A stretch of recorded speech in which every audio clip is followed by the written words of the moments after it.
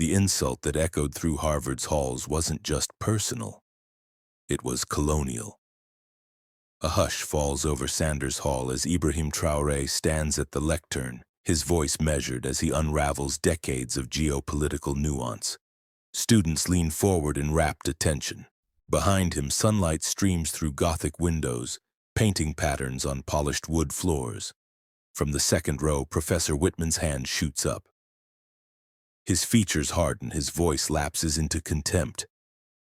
"Mr. Traoré," he snaps, "why don't you go back to Burkina Faso?" The words cut through the lecture like a jagged blade. Traoré freezes, a flicker of steel flashing in his eyes. Shock ripples across the room. A single heartbeat of silence stretches into eternity. Then, an audible gasp. In unison, chairs scrape, notebooks fall. The auditorium vibrates with tension. Faces shift from curiosity to outrage. A woman in the front row grips her pen so tightly it cracks. A young man presses record on his phone, knuckles whitening. The professor leans back, smug. He believes he has humiliated his guest. He underestimates the man before him. Traoré exhales slowly, his composure unbroken. He scans the audience, mythical calm in human form. And in that moment, you know it's more than insult. It's a challenge to every stereotype, every whispered prejudice. It's a call to witness something greater. A bead of sweat trickles down the professor's temple. Students lean forward as though gravity itself seeks Traoré's voice. The silence stretches across centuries of overlooked histories. Every heart pounds, not just in Sanders Hall, but in countless communities long silenced and underestimated. And then, as the room holds its breath, Ibrahim Traoré raises his gaze, the hint of a smile in his eyes. His reply will shatter assumptions and rewrite the narrative forever. But what Traoré said next would leave the professor and the world speechless. Harvard stands as a bastion of Western thought, a place where centuries of scholarship converge beneath spired roofs and grand columns. Ibrahim Traoré arrived on this campus as a guest of the Institute for Global Leadership, invited to share his perspectives on post-colonial governance and revolutionary resilience. Yet beneath the polite applause and formal introductions lay an unspoken tension. Each handshake, each nod, carried a hidden question. What happens when centuries-old power structures face a voice they cannot control? Inside the lecture hall, the air crackled with expectation. Rows of polished wood chairs held faces shaped by privilege and prestige, young scholars trained to dissect history through Eurocentric lenses. They waited for an intellectual exchange. Instead, they found a silent storm gathering in one man's measured gaze. Traoré did not wear the armor of academia. He carried the scars of Burkina Faso's struggles, the ousted regimes, the cries for justice echoing across villages and savannas. His presence posed a direct challenge to every assumption these students held about power, progress, and whose stories deserved to be heard. They realized history was unfolding before their very eyes in that moment. Outside, whispers trailed across campus lawns, bulletin boards filled with flyers proclaiming global dialogue in ornate script. Coffee cups clattered at campus cafes as murmurs spread. Who was this foreign captain bold enough to breach Harvard's ivory tower? His critique of Western intervention rang through departmental seminars long before he set foot inside Sanders Hall. Yet nothing prepared the audience for the raw intensity he now brought to their most revered halls of learning. This wasn't just a lecture, it was a battlefield of ideas pitting centuries of academic elitism against the unvarnished truth of lived experience. Inside that charged hall, the professor's jibe became a lightning bolt. With one dismissive command, "Go back to Burkina Faso," he unleashed a torrent of questions about belonging, authority, and history itself. The statement hung in the air like a challenge, daring Traoré to defend not only his credentials, but an entire continent's right to speak its own truth. For the students witnessing this moment, loyalty to academic tradition warred with a deeper longing for justice. Many had arrived at Harvard believing the world's greatest ideas were born here. Now they faced the realization that some of the most vital ideas might emerge from places long overlooked. As murmurs turned to whispers and whispers to murmurs, every eye in the hall fixed on Traoré. The professor's smug confidence wavered, as if he suddenly sensed the ground shifting beneath centuries of unquestioned authority. Cameras clicked in silent solidarity. The walls themselves seemed to lean in, awaiting the charge of Traoré's words. Across the globe, live-stream chat boxes exploded, hashtags ignited, and hearts pounded in solidarity with a single voice rising above centuries of silence. This wasn't a mere academic confrontation. It was a reckoning between colonial legacies and the unyielding spirit of a people who refused to be erased. And the professor had no idea what storm he'd just unleashed. Professor James Whitman commands respect at Harvard with decades of scholarship and a resume that would humble most academics. He moves through ivy-clad corridors like an emperor through his court, his head bowed in modesty as his reputation follows like a shadow. His office overflows with leather-bound volumes on international relations, each title bearing his name in gold leaf. Pathways to Power, The Evolution of Authority, Empire and Enlightenment. Students flock to his seminars, eager to earn his nod of approval. Yet beneath the polished veneer lies an imperious conviction that true wisdom stems only from Western tradition, dismissing voices that challenge his carefully curated worldview. His peers hail him as a paragon of intellectual rigor, unaware of the subtle dismissals woven into his lectures and the unspoken hierarchy he upholds. Whitman's privilege traces back to a lineage of East Coast elites. Born on the manicured Quaker streets of Philadelphia, he spent summer breaks at family estates in New England, where tutors in ancient history and classical philosophy prepared him for life among America's intellectual aristocracy. His father, a former diplomat, introduced him to embassies and think tanks from a young age, instilling in him the belief that influence belonged to those fluent in English and steeped in the canon of Western thought. By the time he earned his PhD at Oxford, Whitman had already authored articles in prestigious journals and was invited to exclusive roundtables where world leaders debated policy. Few questioned the homogeneity of these halls, where perspectives from beyond Europe and North America rarely surfaced. He wore this background as unquestioned validation. His scholarship focused on the delicate art of statecraft, treaties, sanctions, and economic corridors drawn on crisp maps. He wrote of diplomacy as if it were chess, each country a pawn or queen to be exchanged for advantage. In lecture halls, he praised the League of Nations and the United Nations as triumphs of collective harmony, yet he barely acknowledged the shadows cast by colonial empires. In peer reviews, he dismissed submissions that centered African agency as anecdotal or lacking methodological rigor, arguing that scholarship demanded objectivity, though his own work often reflected the biases of his upbringing. He questioned the validity of oral histories, labeling them nostalgic relics, even as he centered European archives. To his mind, history was a monologue authored by victors. Marginalized voices were footnotes at best. His blind spots defined his impact. Behind closed office doors, Whitman's arrogance blossomed. He would scoff at colleagues who studied African liberation movements, dismissing them as emotional crusades rather than rigorous inquiry. When questioned about the legacy of leaders like Thomas Sankara or Patrice Lumumba, he conflated distant headlines with scholarly discourse, revealing a shallow grasp of Africa's rich political tapestry.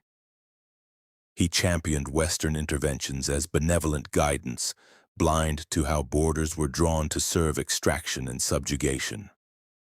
Students who protested his oversights were labeled naive idealists, their critiques met with a patronizing smile.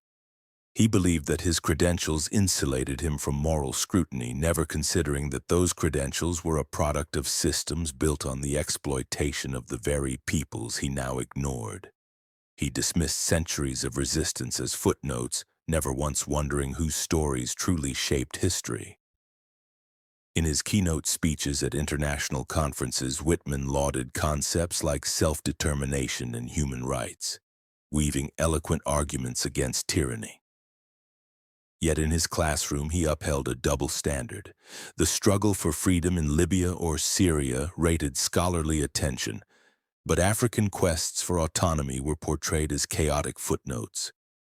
His reputation as a global thinker rested on his capacity to abstract oppression into theoretical frameworks, stripping away the lived experiences that gave those theories weight.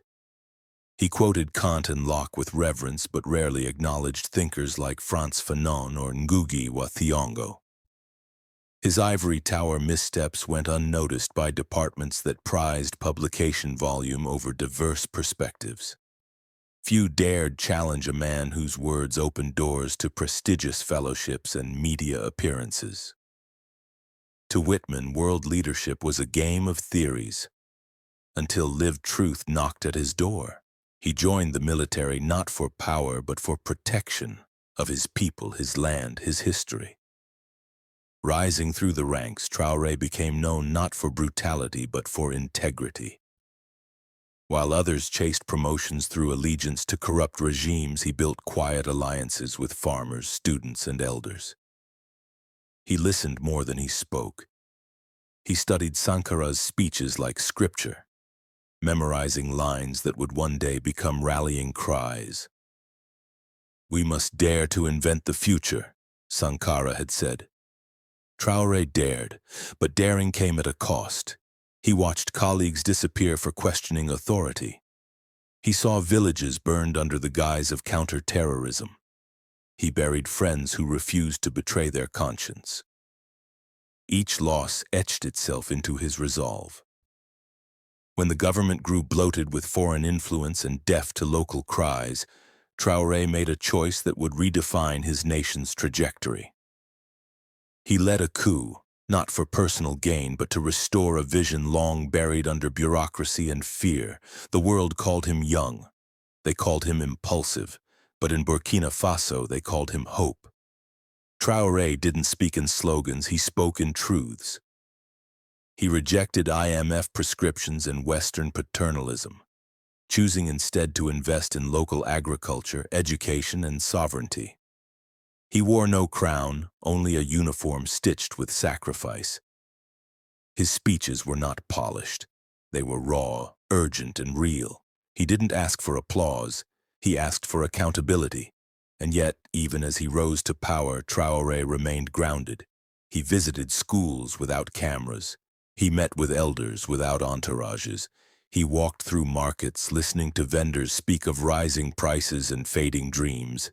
He knew that revolution was not a moment, it was a movement, and movements required humility, not hubris. So when Harvard invited him to speak, Traoré accepted not for prestige, but for confrontation. He knew the halls he would enter were lined with portraits of men who once carved Africa into pieces.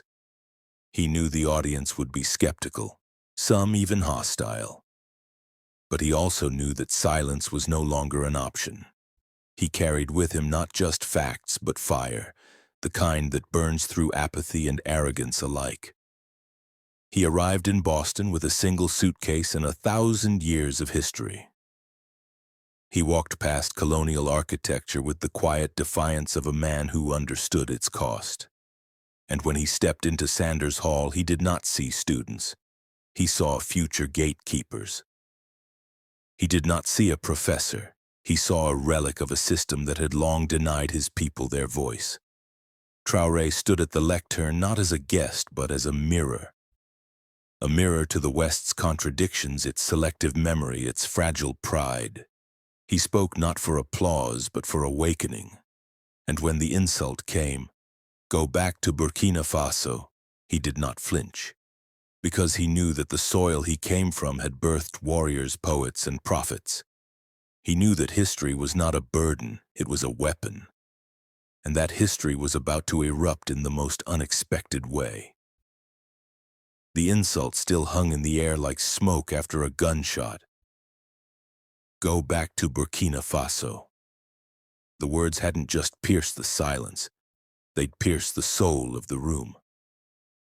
But Professor Whitman wasn't finished. He leaned forward, voice sharpened with condescension. This institution is built on rigorous thought, not revolutionary slogans. We don't romanticize failed states here. Gasps turned into murmurs. A student in the back whispered, "Did he just say that?" Another clutched her notebook, eyes wide. Phones tilted upward, recording. The tension was no longer ambient. It was electric. Whitman's tone dripped with the kind of arrogance that had long passed for authority in elite circles. He believed he was defending academic purity. In truth, he was exposing its rot. Traoré didn't flinch. He didn't blink. He simply stood there, hands clasped, gaze steady. His silence was louder than Whitman's tirade. It was the silence of someone who had seen villages razed, who had buried comrades, who had stood in the ruins of broken promises and still dared to build. It was the silence of someone who knew that dignity didn't need to shout. It only needed to stand. Whitman continued, unaware that the room had already begun to shift. You speak of sovereignty, but your country ranks near the bottom in every global index. What exactly are you defending? His words were meant to sting, but they revealed more about his own blindness than Traoré's truth. He mistook metrics for meaning, forgetting that numbers don't measure courage and charts don't capture soul. A student raised her hand, then lowered it, unsure if she was allowed to interrupt. Another typed furiously, live tweeting every word. The air thickened with anticipation. It was no longer a lecture, it was a reckoning.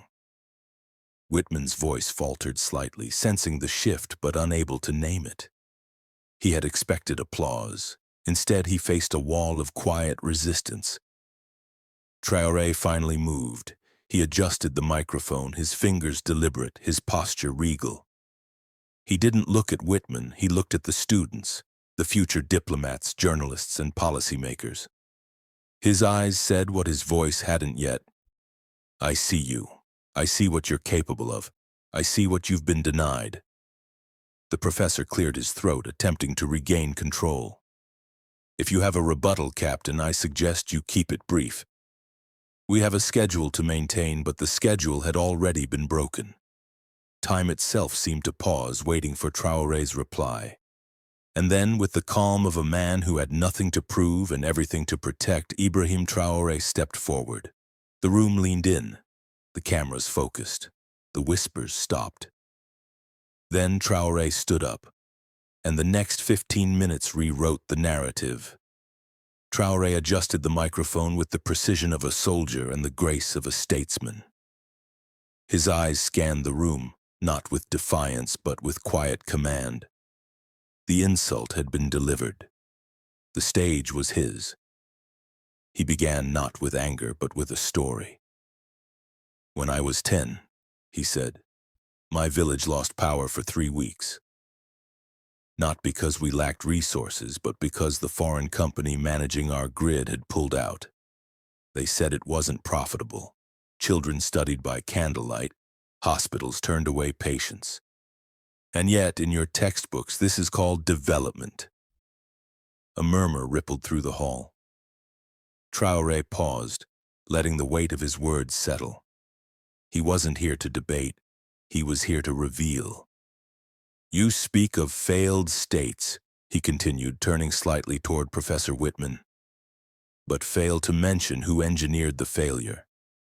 You speak of corruption, but not of the contracts signed in Paris and Washington that siphon our minerals while leaving our schools empty. Whitman shifted in his seat. A student in the third row whispered, he's not just responding, he's rewriting the syllabus. Traoré's voice remained steady. You ask what I'm defending. I'm defending the right of my people to define themselves, to speak without being spoken over, to build without being bulldozed. He stepped forward just slightly. You call our revolutions chaotic, I call them necessary. You call our leaders reckless, I call them brave. You call our sovereignty fragile, I call it sacred. The room was silent, not out of politeness but reverence. You quote Locke and Kant, he said, but ignore Sankara and Fanon. You teach global politics, yet your globe excludes half its voices. A student wiped away a tear. Another leaned forward, phone trembling in hand, recording every syllable. Traoré's tone sharpened, not with rage, but with clarity. Colonialism didn't end. It evolved. It wears suits now. It speaks in policy memos. It hides behind aid packages and academic panels. He turned to the students. And you, future leaders, must decide whether you will inherit that silence or break it. A pause. A breath. A reckoning. My country is not a case study. It is a story still being written, and we will write it ourselves. Applause began, not thunderous but rising, a slow, deliberate rhythm of hands meeting in solidarity.